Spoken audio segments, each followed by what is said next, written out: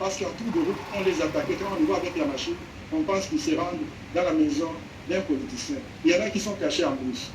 Il y en a pour qui nous avons envoyé des hélicoptères. On a appelé le ministère de la Défense, on a envoyé des hélicoptères pour les aider. En fait, c'est un peu comme une situation de guerre. Là. Il faut comprendre que ici, nous sommes la victime. Nous ne sommes pas le bourreau.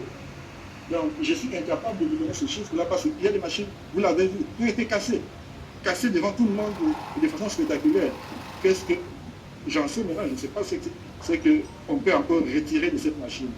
Et nos agents ne pouvaient même pas reprendre la route pour aller vers les antennes parce qu'ils étaient poursuivis.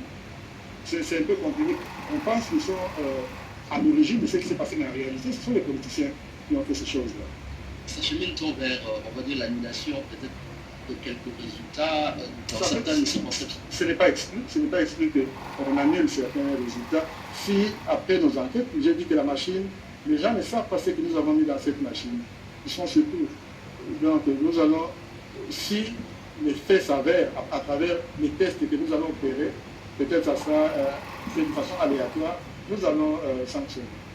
Les rapports de mission d'observation commencent à tomber. L'une d'elles, le centre Carter, a dit qu'il y a eu des irrégularités, mais elles ne sont pas de nature à remettre l'intégrité du vote. Qu'est-ce que vous répondez à cela? Sincèrement, je suis d'accord avec eux parce que vous avez bien dit qu'on a 75 000 bureaux de vote. S'il y a des problèmes, même dans, je ne sais pas, 1%, 2% des bureaux de vote, c'est ça qu'on va amplifier. Mais en réalité, le travail que nous avons fait, c'est un travail de qualité, un travail visant vraiment l'intégrité du processus. Nous avons voulu nous démarquer de tout ce que le public congolais a rejeté.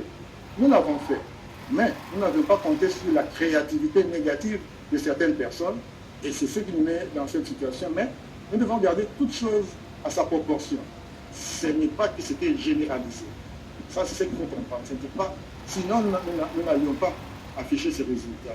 Ce n'était pas généralisé. On dit également dans certains bureaux de vote, le PV des résultats ne sont pas arrivés.